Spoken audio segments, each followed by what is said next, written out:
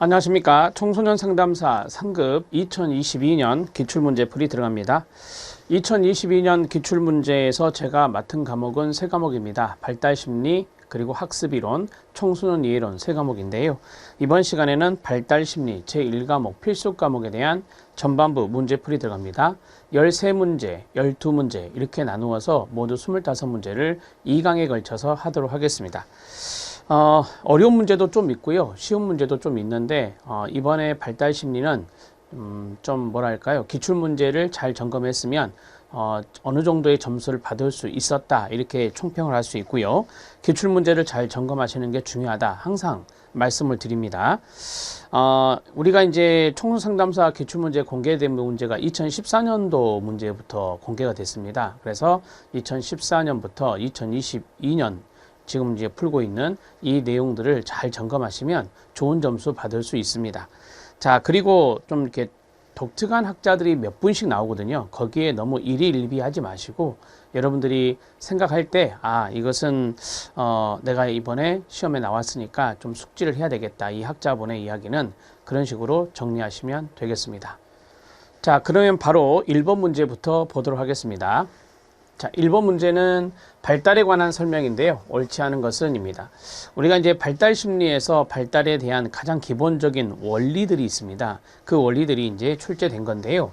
자, 머리에서 발 방향으로 진행한다. 상부에서 하부 이렇게 말씀드릴 수 있겠죠. 당연히 맞고요.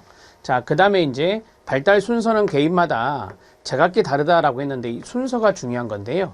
제가 이제 순서는 상부에서 하부, 중심에서 말초, 순서는 일정하다 이렇게 말씀드렸죠. 그러니까 개인마다 제각기 다르다가 아니라 순서는 일정하다 이렇게 보시면 됩니다.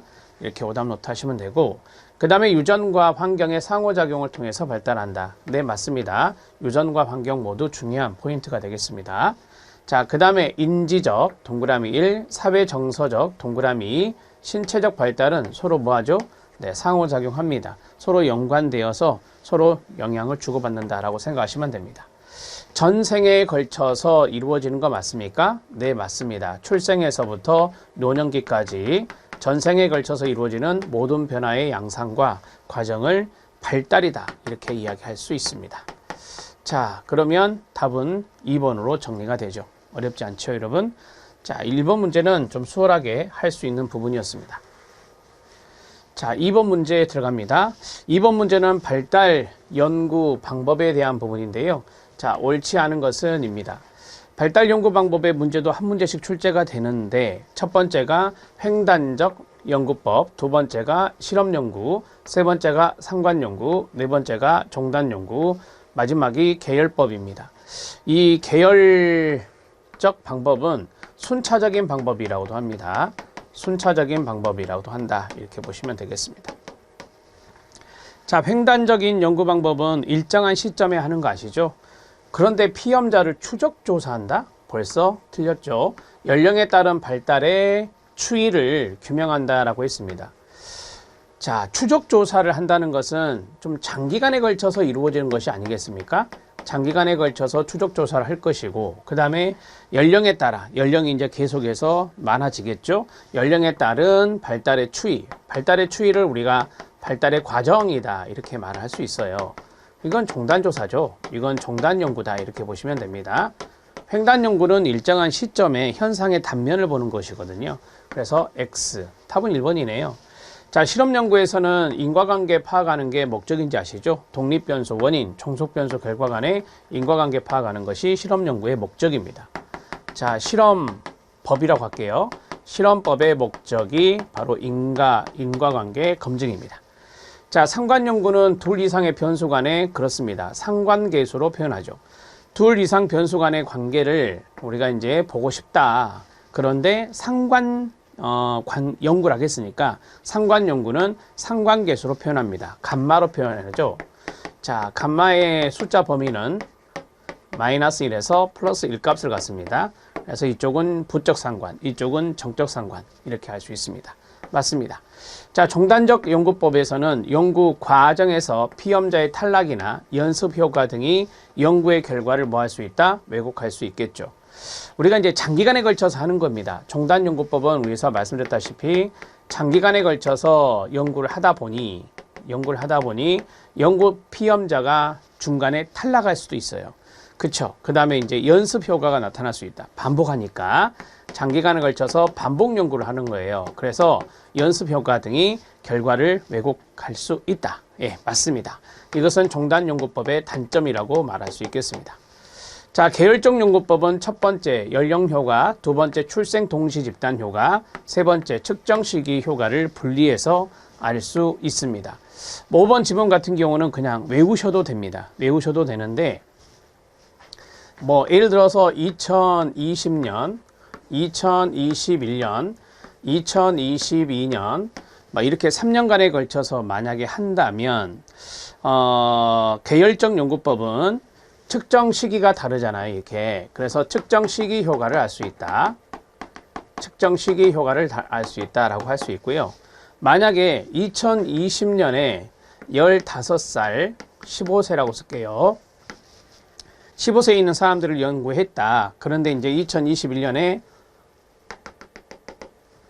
이 사람들이 16살이 되겠죠. 자, 그 다음에 2022년에는 이 사람들이 17살이 되겠죠. 이렇게. 자, 그러면 여기는 같은 해에 출생한, 즉 2020년에 15살이니까 같은 해에 출생한 사람들이 있겠죠. 이 사람들이 16살이 됐고 이 사람들이 17살이 됐으니까 여기서 말씀드린 출생 동시 집단 효과가 됩니다. 출생 동시 집단 효과가 됩니다. 출생 동시 집단 효과를 알 수 있고요. 자, 여기에서 이제 끝나면 안 됩니다. 하나 더 있는데요. 자, 15살을 연구했잖아요. 2020년에. 그러면 2021년에도 15살들을 연구해 볼 필요가 있습니다. 자, 이 사람들이 그렇습니다. 이때 16살이 되는 거죠. 그럼 2022년에 또 15살 연구해 볼 수 있겠죠. 자, 그러면 보세요. 15세, 16세, 17세. 이게 뭐죠? 연령이잖아요. 그래서 이게 바로 연령 효과다. 이렇게 말할 수 있습니다. 아, 계열적 연구는 이렇게 하는 거구나. 이게 바로 계열적 연구라고 하거든요. 계열적 연구는 세 가지의 특징을 알 수 있다. 첫 번째, 측정 시기 효과 알 수 있고, 두 번째, 출생 집단 효과 알 수 있고, 세 번째, 연령 효과 알 수 있다. 이런 식으로 정리하시면 되는 거예요. 자, 아셨죠? 답은 1번입니다. 자, 이런 문제는 여러 연구법에 대한 공부를 해야 풀 수 있는 겁니다. 잘 기억해 놓으세요. 2번 문제 체크. 자, 이제 3번 문제에 들어갑니다. 3번 문제는 수월하게 할 수 있는 건데, 발달의 불연속적 측면을 강조하는 이론으로 옳은 것을 모두 고른 것은입니다. 자, 우리가 이제 불연속성 이론이 있고 연속성 이론이 있다라고 했잖아요. 불연속이라고 하는 것은 각자 단계가 질적으로 달랐다. 그래서 이게 단계론이다 이렇게 말씀을 드렸죠. 단계론자들이 바로 이제 불연속 측면을 강조하는 거고, 그럼 반대로 연속적 측면, 발달의 연속적 측면을 강조하는 것은 말 그대로 발달론자들이다 이렇게 말할 수 있습니다. 발달론자들이 이제 연속적 측면을 강조한다. 그러면 문제는요, 단계, 연령에 따라 단계를 제시한 학자들을 찾으면 됩니다. 피아제의 도덕성 발달이론, 네, 연령에 따라서 인지 발달이든 도덕성 발달이든, 도덕성 발달 피아제는 타율적 도덕기와 자율적 도덕기 나눴잖아요. 10살 이전, 10살 이후 선택. 스키너의 조작적 조건 형성은 이거는 연속적 측면을 강조하는 거죠. 연속적 측면을 강조하는 거다. 그 이유는 발달론자, 이 스키너라는 분은 연령에 따라 단계를 나눈 분이 아니잖아요. 에릭슨은 심리사회의 발달이론의 인생을 8단계로 나눈 사람이죠. 그 다음에 브론펜 브레너의 생태학적 체계 모형, 뭐 우리가 미시체계, 중간체계, 외부체계, 거시체계, 시간체계 이렇게 5개로 나눈 분이 브론펜 브레너고요. 생태학적 체계도 마찬가지 발달적인 측면이니까 자, 우리가 연속적 측면이라고 말할 수 있겠죠. 아무튼 단계론자인 분들만 고르시면 돼요. 그래서 기업과 디귿이 맞는 내용이 된다. 답은 4번이 됩니다. 자, 이런 문제는 쉽게 푸셔야 됩니다. 자, 4번 문제 들어가도록 하겠습니다. 여기 4번이 답이었고요. 자, 4번 문제 들어갑니다. 3번의 답은 4번이고, 자, 4번 문제는 자, 태뇌 발달에 대한 부분인데 옳은 것을 모두 고른 것은 입니다. 여기에서 제가 좀 이렇게 오류가 있었습니다. 죄송한 말씀을 좀 드리고, 해설에 보시면 이 기억에 이 내용이 그대로 들어갔네요. 이게 잘못된 건데 제가 말씀을 드릴게요. 자, 태뇌 발달 설명으로 옳은 것을 모두 고른 것은 우리가 태뇌기라고 하죠. 태뇌기라고 하는데 이 태뇌기는 첫 번째가 발아기, 발아기를 배종기라고도 하고요. 그 다음에 배아기, 그 다음에 태아기 이렇게 됩니다. 이렇게 이제 3단계로 나누어지는데, 자, 여기 1단계 발아기는 우리가 이제 수정이 돼서 자궁벽에 착상되는 2주 기간까지가 이제 발아기고요. 그 다음에 8주까지가 이제 배아기가 되고요. 그 다음에 8주 이후가 임신 8주 이후가 태아기가 된다. 이렇게 정리하시면 됩니다. 자, 그러면 태반, 탯줄, 양막, 양수가 발달하는 시기는 당연히 태아기가 아니겠죠. 이때는 이제 여기 있는 발아기가 됩니다. 발아기 때, 첫 번째 이 발아기 때, 배종기 때 태반, 탯줄, 양막, 양수가 발달한다 라고 보시면 됩니다. 자, 여기 기억에 해설에 태아기를 지우시고 발아기로 해주시면 됩니다. 자, 그 다음에 산모의 과도한 음주는 당연히 태아 알코올 증후군이라고 하는 것을 유발할 수 있겠습니다. 맞습니다. 그 다음에 여기 배아기의 수정란은, 배아기가 여기죠. 배아기 8주까지인데요. 배아기 수정란은 내배엽, 중배엽, 외배엽으로 분화가 됩니다. 자, 배아기 때 이 내용도 알아두시면 좋겠고요. 자, 내배엽, 중배엽, 외배엽으로 분화. 그러면은 두 번째 단계인 배아기다. 이렇게 정리하시고, 그 다음에 수정란이 자궁벽에 착상한 임신 2주부터 8주까지의 6주 기간을 뭐라 하겠죠? 네, 여기까지 이걸 배아기다. 이렇게 말했죠. 발아기가 아니라 배아기다. 이렇게 정리를 하시면 돼요. 자, 되셨나요? 네, 그래서 옳은 것을 골랐습니다. 니은과 디귿 이렇게 정리하시면 돼요. 답은 2번이 답이 됩니다. 자, 우리가 이제 4번 문제까지 정리를 했는데요. 4번 문제 해설 좀 잘 달아놨기 때문에 발아기의 내용, 그 다음에 배아기의 내용, 그 다음에 태아기의 내용까지 쭉 한번 읽어주시면 도움이 되겠습니다. 자, 되셨습니다. 4번의 답은 2번입니다. 자, 다음 5번 문제 들어가겠습니다. 5번 문제는 신생아에 관한 문제인데요. 옳지 않은 것은 입니다. 이번에 좀 발달심리 문제가 이 태뇌기, 신생아, 그 다음에 영유아, 유아 이런 발달 단계 문제들에 해당되는 것들이 좀 있어요. 그래서 그런 부분들을 좀 집중해서 공부 좀 해 놓으셔야 될 것 같습니다. 자, 신생아는 우리가 보통 이제 출생해서 한 1개월 정도 됐을 때 우리가 이제 신생아다 이렇게 이야기를 해요. 그래서 출생에서부터 한 1개월 정도를 우리가 이제 신생아다 이렇게 말을 하는데, 자, 감각 중에 시각이라고 하는 것이 있어요. 시각이 이제 가장 늦게 발달하는 거거든요. 그래서 비교적 덜 발달된 상태에서 태어난다. 자, 여기 맞는데 가장 늦게 발달하는 것도 시각이다. 이렇게 알아놓으시면 됩니다. 이렇게 정리해 놓으시고, 자, 그 다음에 신생아가 어떻게 손가락을 조절해서 물건을 잡을 수 있을까요? 그건 좀 어렵겠죠.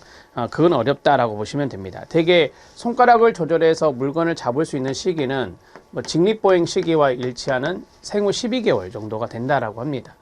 그 다음에 엄마의 젖냄새를 구분할 수 있고, 그 다음에 갑작스럽게 강렬한 소음에 모로 반사, 모로 리플렉스가 나타나고, 자, 이거는 아시죠? 소멸되는 거. 이건 소멸되는 원시 반사입니다. 소멸되는 원시 반사 중에 하나다. 이렇게 알아놓으시고, 자, 그 다음에 수면 중에 50%는 렘 수면이다. Rapid Eye Movement죠. 그래서 눈동자를 좌우로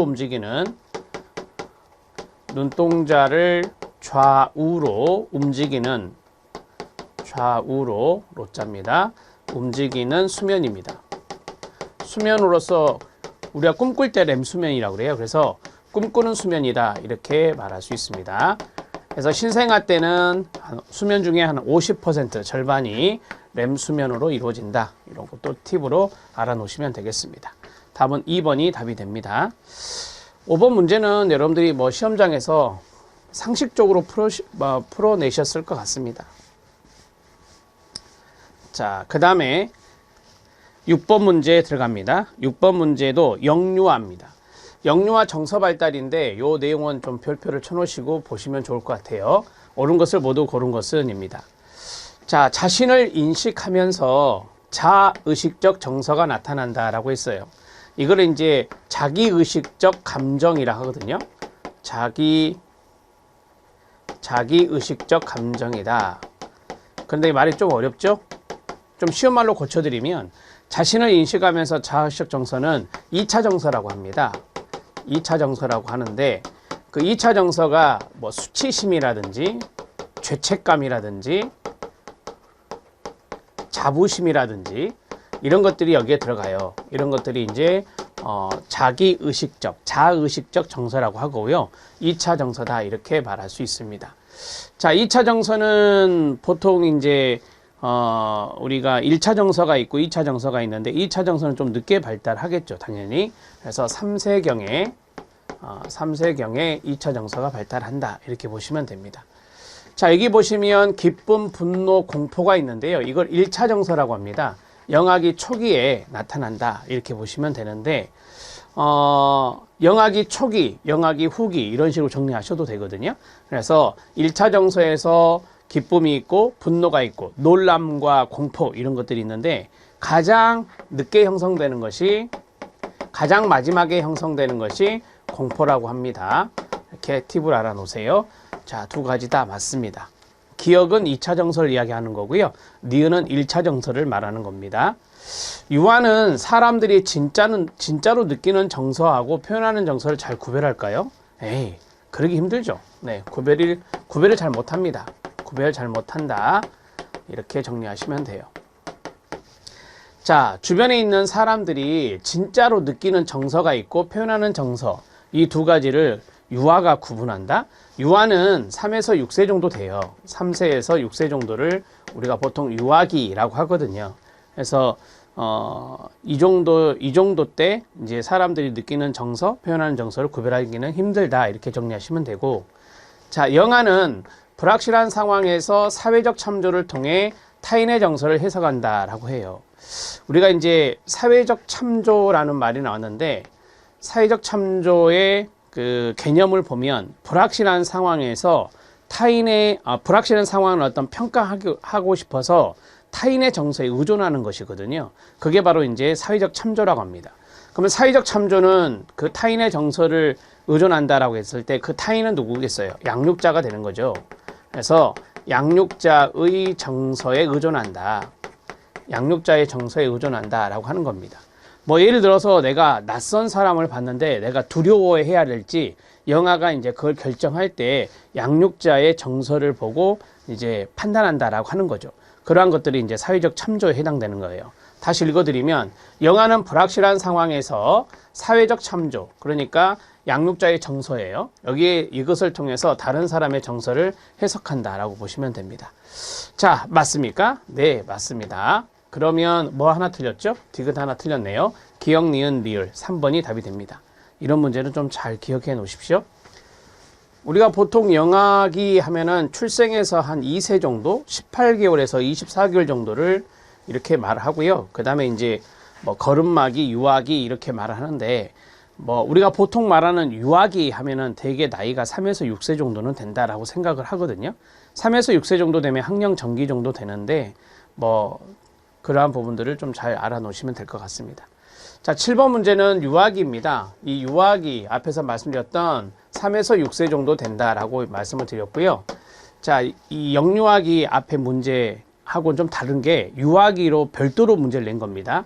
그래서 옳은 것을 모두 고른 것은 성안정성을 획득한다라고 했는데 우리가 이제 성안정성 하면은 우리가 장난감을 갖고 노는 것을 좀 생각해 보면 돼요. 그래서 우리가 성안정성 같은 경우는 남자아이들은 남자다움의 어떤 장난감, 그 다음에 여자아이들은 여자다움의 장난감을 갖고 놀잖아요. 이게 이제 일종의 성안전성이다. 이렇게 정리하시면 되는 거고요. 자, 맞습니다. 장난감의 다시요. 성별 구분이라고 써드릴게요. 자, 장난감의 성별 구분을 보면은 성안정성을 획득했다라고 할 수 있고요. 전이가 나기 시작한다라고 했습니다. 전이가 나기 시작한다는 것은 생후 6개월 정도라고 합니다. 그러니까 이거는 유학의 특징이 아니다. 영학의 특징이다. 이렇게 말씀드릴 수 있고요. 자, 심리적인 특성으로 자신을 묘사한다라고 했는데요. 우리가 그 심리적인 발달 영향으로 형성하는 게 있는데 그게 바로 자아정체감이거든요. 심리적 발달의 영향으로 형성하는 것이 자아정체감 형성이라고 해요. 그래서 이것을 통해서 자기 자신을 묘사를 한다. 언제죠? 청소년기다. 이렇게 말할 수 있습니다. 청소년기의 특징이 디귿이 되겠습니다. 자, 그 다음에 언어의 과잉 일반화 현상이 나타나는데 우리가 이제 언어의 과잉 일반화 또는 과잉 확대라고도 합니다. 과잉 확대라고도 하는데 우리가 이제 과잉 확대, 과잉 일반화 현상은 유아기 때 나타나는 특징이라고 해요. 자, 예를 들어서 어떤 명사를 하나를 딱 선택을 했어요. 자, 개라는 명사를 선택했다. 그러니까 모든 동물들에게 개 하는 거죠. 이런 것들이 이제 언어의 과잉 일반화, 과잉 확대 현상이다. 이렇게 말을 하는 겁니다. 자, 이해되셨나요? 네, 그게 바로 과잉 확대 현상의 하나의 사례니까 그렇게 알아두시면 되고요. 자, 그러면 기억과 리을 이 두 가지가 유아기의 발달 특징으로 옳은 내용이 되겠습니다. 전이가 나기 시작하는 것은 생후 6개월 정도라고 정리하시고요. 그 다음에 심리적 특성으로 자신을 묘사하는 것은 심리적인 발달 영향으로 자아정체감이 형성되는데 이러한 것들이 청소년기 때 이루어지기 때문에 이렇게 정리하시면 되겠습니다. 기억과 리을 2번이 답이 됩니다.